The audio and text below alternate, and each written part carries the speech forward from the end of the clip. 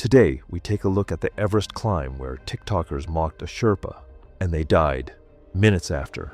Clout chasing and online validation made them believe content mattered more than survival, and they ridiculed their Sherpa as overdramatic. The decision they later made was so catastrophic that every expedition on the mountain would remember it. It was May 19th, 2017, and Camp 4 in Everest's South Col sat at 26,000 feet on a windswept saddle of rock, ice, and exhaustion. The camp occupied one of the most inhospitable places humans could sleep, exposed to jet stream winds that tore across the col without obstruction, temperatures that hovered near minus 30 degrees Fahrenheit, even in direct sunlight, and an altitude where every breath delivered roughly one-third the oxygen available at sea level. Tents clung to the frozen ground in tight clusters, their fabrics snapping violently in gusts that arrived without warning and departed just as suddenly. Among the climbers who had reached this hostile outpost were Madison Brooks and Haley Nguyen, both from the United States and both relatively inexperienced in high-altitude mountaineering, but deeply committed to documenting their Everest expedition for social media audiences that had followed their training and travel over the previous 6 months. Madison was 26 years old, originally from Los Angeles, and had built a following of 280,000 on TikTok through fitness content, lifestyle optimization videos, and aspirational travel posts. Haley was 24, from Seattle, with 190,000 followers who engaged primarily with adventures travel content shot in visually striking locations around the world.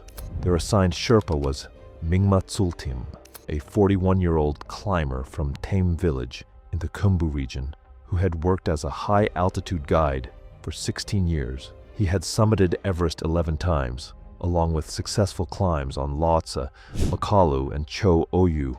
His reputation within the Sherpa community centered on conservative turnaround times and an unwillingness to gamble with clients' lives even when summit fever set in. That conservatism had cost him work in previous seasons when wealthier clients sought guides willing to push harder and take greater risks, but it had also kept him alive through weather events and crowded summit days that killed less cautious climbers. Mingma supported an extended family that included his wife, 3 children, his elderly mother, whose medical expenses consumed much of his income, and his younger brother's family after his brother had been killed in a Manaslu avalanche 3 years earlier.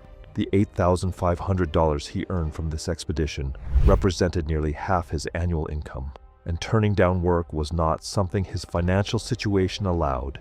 He had accepted the assignment, knowing that social media clients often prioritized content creation over safety, but the payment was necessary and the risks were manageable if the clients followed instructions. Mingma had guided social media clients twice before, both times on La Bouche, a lower peak that served as a training ground for Everest aspirants. Those expeditions had presented similar patterns: extended filming in exposed locations, resistance to turnaround calls, and a tendency to interpret safety instructions as suggestions that could be weighed against content schedules. Both trips had ended without serious incident, but on each occasion, the margins had been thinner than his clients understood. He had resolved after the second trip to decline future assignments with content-focused clients, but that resolution had not survived the financial reality of the following winter. His mother's medication costs had increased after a diagnosis that required monthly hospital visits in Kathmandu, and his brother's widow had asked for help covering school fees that were due before the spring season began. The expedition company had contacted him in February with the assignment, and the calculation had been straightforward: 2 months of work at a rate higher than most operators paid, against the probability that 2 fitness-oriented clients with Kilimanjaro and Denali experience would follow basic instructions when conditions demanded it. He had accepted within a day. By the time he met Madison and Haley at base camp in early April and watched them spend 40 minutes filming an introduction segment in front of the Khumbu icefall instead of attending the puja ceremony with the rest of the team, the calculation had already begun to look different than it had in February. For both women, Everest represented more than a mountaineering objective. It was a defining piece of content. Their training process had been documented through daily uploads, sponsorship integrations, and carefully edited progress updates that framed the expedition as a test of mindset rather than technical skill. Followers had watched them purchase gear, complete conditioning routines, and announce the climb as proof that determination alone could overcome extreme challenges. Their online personas rewarded confidence, certainty, and visible success. Hesitation, caution, or retreat did not perform well with audiences accustomed to narratives of perseverance and victory. Metrics such as engagement rates and follower growth shaped how they presented risk, encouraging a tone that emphasized control even in unpredictable environments. The pressure to maintain that image intensified as the expedition progressed. Each stage of the climb represented an opportunity for viral moments, dramatic footage, emotional reactions, and visual proof of achievement in one of the world's most dangerous places. Turning back short of the summit would not simply mean abandoning a climb. It would undermine the story they had been building for months. Their combined social media presence had attracted sponsorships from outdoor gear companies, supplement brands, and a streaming platform that funded a significant portion of their $140,000 combined expedition cost in exchange for exclusive content rights. Both women had summited Kilimanjaro the previous year. Madison had also completed a guided climb on Denali 8 months earlier, but neither possessed technical ice climbing skills, significant experience with supplemental oxygen systems, or familiarity with decision-making under severe hypoxia. Their expedition operator, a mid-tier Nepali company, had accepted their applications with minimal vetting beyond standard liability waivers and proof of insurance. Prayer flags stretched between tent anchors had been shredded into frayed ribbons within days of installation. The South Col offered no protection, no water source, and no margin for error. Climbers who arrived here did so only to rest briefly before attempting the summit or to collapse after descending from above. Spending more than 12 hours at this altitude began the process of cellular breakdown that defined the death zone, where the human body consumed itself faster than food or rest could rebuild it. 14 expeditions occupied Camp 4 that evening, their clients and Sherpas preparing for a summit push, timed to a narrow weather window that meteorological services predicted would hold for approximately 36 hours. The forecast called for reduced winds above 26,000 feet, beginning late on May 19th and lasting through the morning of May 21st. After that, models showed another system moving in from the west that would bring high winds and heavy snow. The window was tight, and every team knew that delays or poor decision-making during the summit push could leave climbers stranded above the balcony when conditions turned lethal. Problems had appeared early in the expedition. During the first rotation through the Khumbu icefall in late April, Madison and Haley had stopped multiple times to film segments that required repositioning cameras, adjusting lighting, and repeating actions for better angles. The delays added nearly an hour to a crossing that should have taken 3, keeping the entire rope team in a hazard zone where collapsing seracs and shifting ice blocks killed climbers every season. When Mingma explained that filming needed to happen during rest periods at camps rather than during movement through objective dangers, both women acknowledged the point, but repeated the same behavior during subsequent rotations. At Camp 2, during the second acclimatization cycle, Mingma had observed them filming content that downplayed the risks they were managing and exaggerated their comfort level at altitude. The tone of the content suggested that mountaineering at extreme altitude was primarily a test of mental toughness rather than a physiological challenge governed by acclimatization, weather windows, and turnaround protocols. When other climbers offered advice about pacing or hydration, the advice was occasionally reframed in their videos as overcautious or unnecessarily conservative, presented in ways that positioned Madison and Haley as more confident and capable than the people around them were giving them credit for. Mingma had raised concerns with the expedition leader after the third rotation, noting that both clients showed poor judgment about when filming was appropriate and demonstrated a pattern of dismissing safety advice when it conflicted with content goals. The expedition leader acknowledged the concerns, but pointed out that both women had completed their rotations successfully. Their oxygen saturation numbers were acceptable, and they had signed comprehensive liability waivers. Unless they violated explicit safety protocols or showed acute altitude sickness, the expedition would proceed as contracted. The summit push began at 10:30 p.m. on May 19th, when teams started leaving Camp 4 in staggered departures, timed to spread traffic along the fixed ropes and reduce bottlenecks at narrow sections. Mingma, Madison, and Haley departed at 11:15, climbing into a cold, clear night with minimal wind and visibility that extended across the surrounding Himalayan peaks in every direction. Both women were using supplemental oxygen, set at 2 liters per minute during the initial ascent, a conservative flow rate designed to extend their supply while still providing meaningful support. The route from Camp 4 followed the southeast ridge, gaining elevation gradually through a landscape of broken rock and hard snow that required careful crampon placement and constant attention to the fixed line. Temperatures with wind chill hovered near -40 degrees Fahrenheit, cold enough that any exposed skin would develop frostbite within minutes. Madison and Haley moved steadily during the first 2 hours, stopping occasionally to adjust layers or check their oxygen flow, but generally maintaining pace with the teams ahead and behind them. Around 1:30 a.m., approximately 27,000 feet above sea level, they reached a relatively flat section of the ridge, where several teams had paused to rest and change oxygen bottles. Madison and Haley used the opportunity to film content, removing their oxygen masks briefly to speak into cameras, capturing footage of the surrounding darkness and distant headlamps, and staging shots that required Mingma to hold lights or reposition himself for better framing. The filming lasted approximately 15 minutes, during which both women were breathing ambient air with an oxygen content roughly equivalent to being at 29,000 feet without supplemental support. Mingma allowed the filming, but emphasized afterward that removing oxygen masks above 27,000 feet accelerated hypoxia in ways that compounded throughout the climb. Every minute spent breathing unsupplemented air cost them energy and cognitive function they would need during the final push to the summit and, more critically, during the technically demanding descent.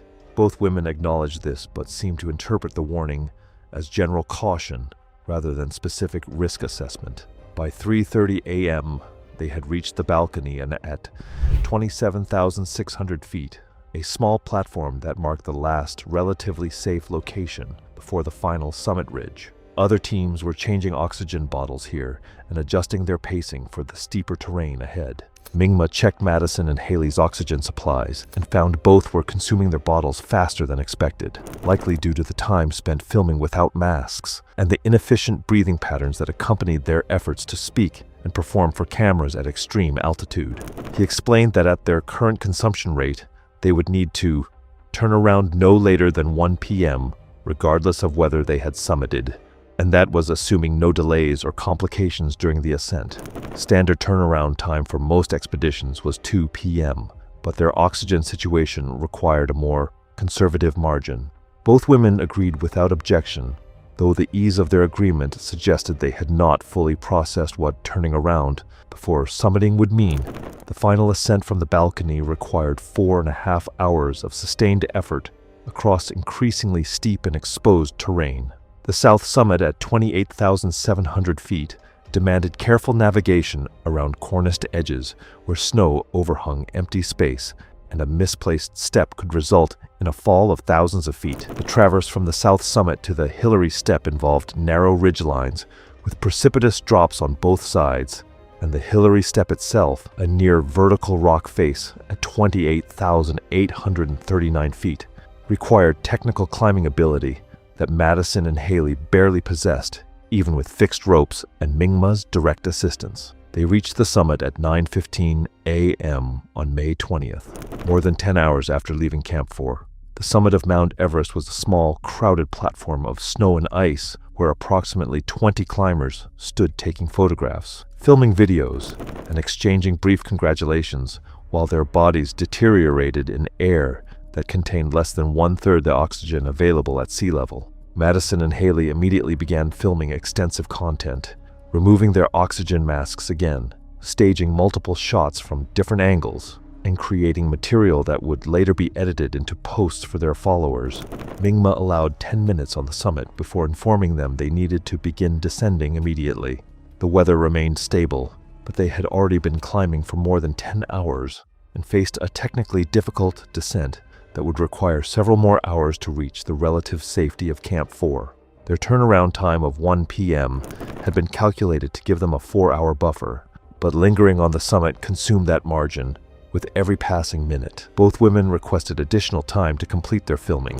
When Mingma refused and began preparing to descend, the response shifted from requesting to dismissing. They filmed the content that portrayed Mingma's urgency as excessive caution, framing his warnings about turnaround times and weather exposure in ways that suggested he was being overly dramatic about conditions that were clearly stable. The content was not openly hostile or aggressively mocking, but it carried an undertone that positioned Mingma's professional judgment as an inconvenience that interfered with their documentation goals. They remained on the summit until 9:50 a.m., 35 minutes after arriving, then began descending. The delay meant they would not reach Camp 4 until mid-afternoon at the earliest, and any complications would push their arrival into evening when temperatures dropped and exhaustion became dangerous. Mingma made his concerns clear during the initial descent from the summit, but both women remained focused on filming portions of the descent and expressed confidence that the stable weather and their remaining oxygen supply provided adequate margins. Quick reminder, if this kind of in-depth breakdown matters to you, subscribing helps keep these stories coming. Now let's get back to the mountain. By 11:30 a.m., they had descended past the Hillary Step and were traversing back toward the south summit when the weather began shifting. The wind, which had been nearly absent during the ascent, started building in intensity, first as occasional gusts that required leaning into the slope, then as sustained 20-mile-per-hour winds that pushed spindrift across the ridge and reduced visibility.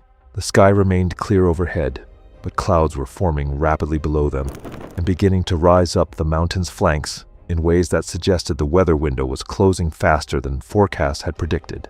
Mingma increased their pace and emphasized that they needed to reach the balcony before conditions deteriorated further. Both women complied initially, but their pace remained slower than necessary, and they continued stopping to film segments that documented the changing weather and their continued confidence in their situation.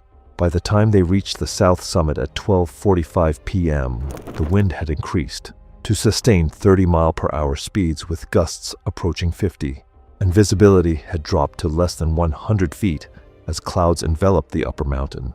Descending from the south summit toward the balcony required navigating the same corniced ridgeline they had crossed during the ascent, but now they were moving through a whiteout with wind strong enough to destabilize their balance and cold intense enough to penetrate every layer they wore. Madison's pace slowed dramatically as hypoxia and exhaustion compounded. Haley began stumbling on terrain that should have been straightforward, her crampon placement sloppy, and her focus clearly deteriorating.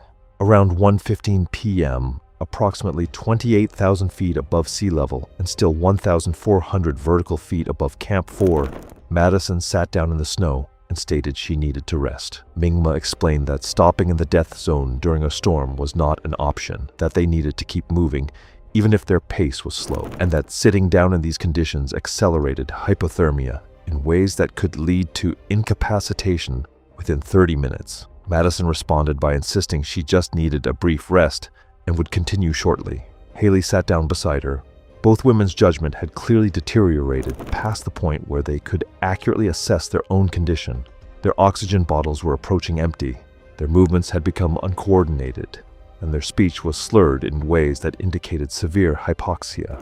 Mingma attempted to physically assist them back to their feet, but both women resisted in the confused, uncooperative way that characterized advanced cerebral edema. What followed was a 20-minute struggle where Mingma tried to force them to keep moving while they insisted on resting, filmed additional content documenting their situation, and dismissed his warnings with the same casual confidence they had shown on the summit. The content they captured during this period, later recovered from their cameras, showed them treating the deteriorating weather as a temporary inconvenience rather than a life-threatening emergency, and framing Mingma's increasingly urgent instructions as overwrought concern that didn't match what they perceived as a manageable situation. By 1:40 p.m., Madison had stopped responding coherently to questions. She remained conscious, but her eyes had lost focus, and her movements had become random and purposeless. Haley was in slightly better condition, but clearly slipping toward the same state.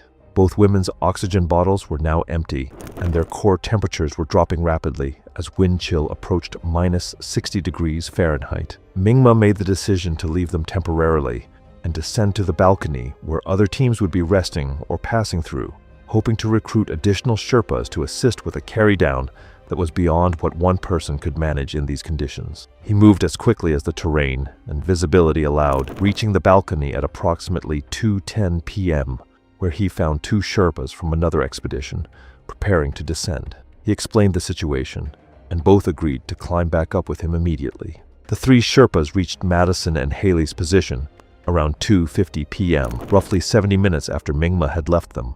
Both women were still breathing, but no longer conscious. Their bodies had cooled to the point where their muscles were rigid. Their faces had taken on the waxy pallor of severe hypothermia, and neither responded to physical stimulation or shouted instructions. Their pulses were barely detectable, even when the Sherpas removed gloves to check properly. Carrying 2 incapacitated clients down technical terrain in a whiteout was barely possible under ideal circumstances, and approached suicidal in current conditions. The Sherpas attempted to drag Madison first, securing her harness to a short rope and lowering her down the slope in stages. But her dead weight, combined with the steep angle and poor visibility, made progress impossibly slow. After 15 minutes, they had moved her less than 50 feet, and all 3 Sherpas were showing signs of dangerous exhaustion. Mingma made the call to abandon the carry attempt and focus on getting themselves down before they became casualties as well. All 3 Sherpas were experiencing their own hypoxia and cold injury after hours at extreme altitude, and staying longer would not save Madison and Haley, but would likely kill the rescuers. They clipped both women's harnesses to the fixed line to prevent them from sliding down the mountain, positioned them as securely as the slope allowed, and began descending. Mingma developed severe pulmonary edema during the descent, his lungs filling with fluid as the combination of extreme exertion, altitude, and cold overwhelmed his respiratory system. He began coughing up pink, frothy fluid, and his oxygen saturation dropped to levels that made continued descent barely possible. The other 2 Sherpas supported him down the remaining distance to Camp 4, where he collapsed and required emergency oxygen and medication to stabilize his condition. His right hand had developed severe frostbite during the rescue attempt when he had removed his gloves multiple times to check pulses and manage ropes, and 3 fingers on his left hand showed similar damage from prolonged exposure. Madison Brooks and Haley Nguyen were pronounced dead the following morning when weather conditions improved enough for a small team to climb back to their location. Both women were still clipped to the fixed line where the Sherpas had left them, their bodies frozen in the positions they had died in. Recovery operations retrieved their cameras and personal effects, but their bodies remained on the mountain where retrieval was logistically impossible and prohibitively dangerous. Mingma Tsultim spent 4 days at Camp 2 receiving treatment for pulmonary edema before being evacuated by helicopter to Kathmandu. Surgeons amputated 7 fingers due to frostbite damage that had progressed beyond salvage, and the fluid damage to his lungs left him with permanently reduced respiratory capacity that ended his high-altitude guiding career.